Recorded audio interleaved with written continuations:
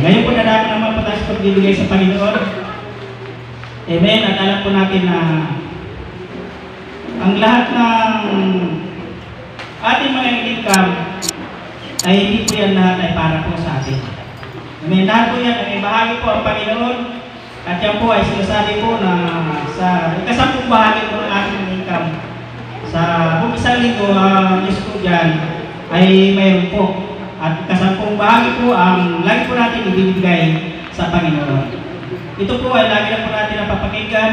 Amen. At makipagbubas po muna kayo sa amin sa aklat ng Nehemias chapter 10 verse 37. Pababa po. Ang sabi po dito, magdadala rin kami taon-taon ng minasang harina mula sa unang ani ng trigo at iba namin mga handog na alak, langis ng libo at lahat ng uri ng bungang kahoy. Amen. Magbibigay rin kami sa mga Levita ng kasampung bahagi ng mga ani sa aming gugurin. Ang mga Levita ito ang naglilingkod ng mga kasampung bahagi at magdadala ng mga ito sa templo. Amen. Sa samahan ng mga pari mula sa angkan ni Aaron ang mga Levitang tagapaglikom ng ikasampung bahagi. Amen. Ito po ang sinasabi ko sa aklat ng Nehemias sa lahat po ng mga Israelita. Amen. Sila po ay nagbigay ng kanilang mga isampung bahagi sa lahat ng kanilang iniingkam. Bungang kahoy man o anumang mga kanilang pinagkukunan kanilang bubuhay, ang Diyos po ay meron po isampung bahagi. At yan po ay talagang mahigpit itong binibigay. Amen. Ng mga Israelita ng panahon. Amen. Ito ay hindi lamang po sa extend po ito sa atin ng mga mananampalataya ng Panginoon. Tayo pinagpala ng Diyos. Hindi lamang sa mga kirila bagay, higit sa lahat sa kaligtasan. Kaya po ang lahat ng ating mga inikam, dapat po huwag po natin makalimutan na ang Diyos po dyan ay mayroon pong kasampung bahagi. Endorsin po yan. Amen. Kaya po kung mayroon isang libo, isang dato sa Panginoon, sa pagkatalang ng Diyos na mas marami po tayong pangangailangan. Amen. At yan po ay dinadala ng mga pare. Amen po. Lahat ng ating ibinigay sa Lord. Amen. Na ikasampung bahagi, hindi yan napupunta sa mga walang kabuluhan. Lahat yan ay nakatalaga. Amen. Sa gawain ng Panginoon.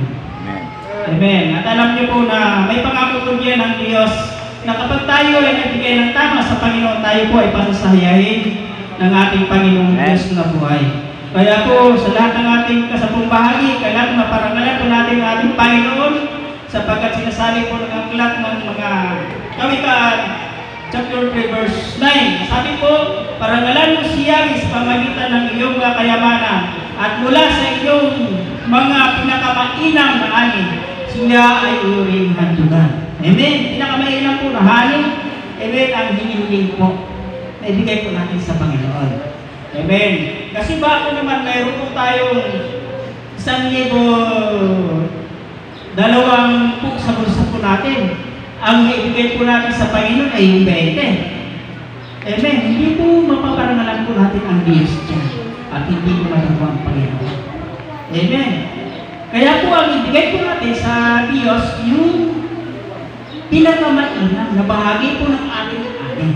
Amen. Amen. Tama po magbigay po tayo ng 10%, pero kailangan po, sobrahan po natin yan para po malulog po sa atin ang Diyos. Katulad ng pagkalugod ng Diyos sa buhay ni Abel. Amen. Naghandog si Abel ng kanyang pinakamainam na ani sa Diyos. Ano ang naramdaman ng Panginoon sa kanyang puso? Siya po ay nalugod. Amen. Amen. Nalulog po ang Panginoon. No, kapag pinagawa po natin siya ng pinakamainam na ani. At alam po natin na kapag ginawa po natin at sinunod po natin ang inuutos ng Panginoon, paparanalan po natin ng Diyos sa pamigitan natin pinakamainam na ani. Pinapangako po niya. Sabi niya sa verse 10, sa gayon, kamalig mo ay lagi ng aapaw, sisidlan ng inunin ay hindi nga matutuloy. Yan ang pangako sa atin ng Panginoon kapag nagpasaya mo ang puso ng Diyos sa pamamagitan ng pinakamainam na ani. Ano ang ipinangako ng Diyos? Kamalig mo ay lagi ng aapaw. Ibig sabihin, pagpapalain talaga ng Diyos ang iyong kinabubuhay. Amen. Sidla ng inumin mo ay hindi nga matutuluan. Ibig sabihin, lagi dumadali ang pagpapala ng Diyos Amen. sa ating mga kinabubuhay. Hindi ka mawawalan ni piso sa bulsa. Ang wallet mo ay laging umaapaw yan. Amen. Ang bahay mo laging umaapaw sa mga blessing ng Lord. Ang wallet mo laging puno yan ng mga pagpapala ng Panginoon. Pero, kung naparangal mo ang Panginoon sa pinakamainam na bahagi ng iyong ani, kung kapagpapalay ng Diyos. Amen. Amen. At yan pa ako ng Panginoon kapag tayo magtapat, obligasyon po natin. Tayong lahat na mananampalataya, tayong lahat ay miligtas ng Diyos. Obligasyon natin, amen, na magbigay ng kasamang bahagi sa Panginoon sapagat ang lahat na yan ay gagamitin sa pangailangan ng ating bahay panaman. Hindi po yan napupunta sa mga butas na ulsa, kundi sa lahat ng pangailangan ng ating bahay panambahan. Kaya po, ano po ang sabi? Ano po sabi ulit sa aklat ng Nehemiah, chapter 10, verse 39? Sabi po, ang mga Israelita at mga Levita ang magdadala ng mga inipong trigo, alak at langis para itago sa mga bodega ng mga kagamitan sa templo. Dito nakatira ang mga paring naglilingkod, ang mga bantay pintuan at ang mga bang-aawit. Hindi namin pababayaan ang templo ng aming Diyos.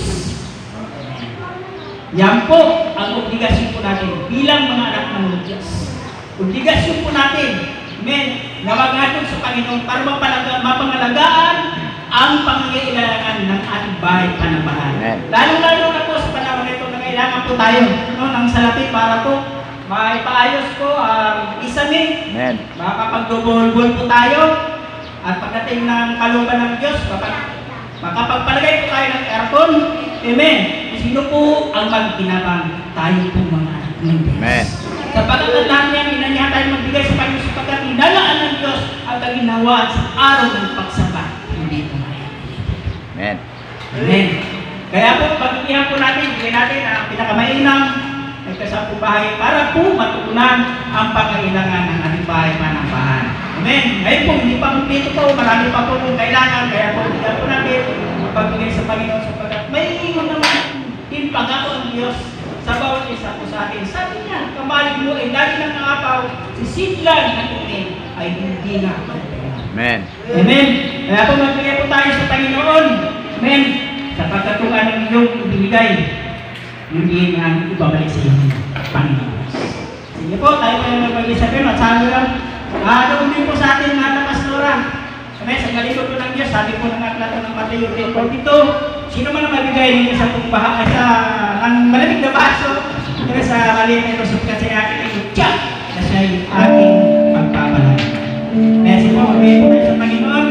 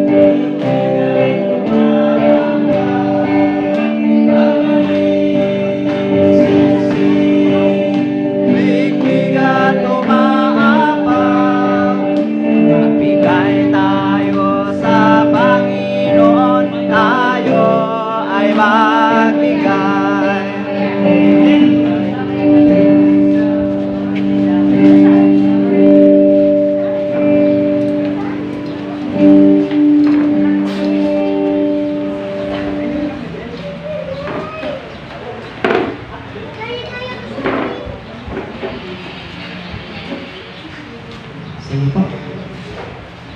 Nakapagigay na po ang Panginoon sa inyo po ang pangako ng Diyos. Amen. Ay mananatili pa. At yan po ay gawin ng Diyos pagkat yan po ay ganyan sinabi. Sige po, extend po natin mga kamay sa pag-ibagay tayo natin sa Panginoon. Magpala sa pangalan ng Jesus Diyos. Hindi ko ang pangalan ng binigay ng aking mga kapatid sa pananampalataya sa Diyos. Nagpupalag ng tapat dahil po ito po ay pinangako. Na kung sila ay tatapat ng talag sa kumpara, sila po ay pagpapalagi. Laging apaw ang kanila Panginoon tubig, ang ilang po Panginoon nakamalik ang Diyos. Salamat po sa iyo, Panginoon. Pagpalain nawa bawat isa na nagtapat sa iyo, Diyos. Ingatan mo na naman kayo nabubuhay, hindi po ito magkaroon ng kanya sa pangalan ng Diyos.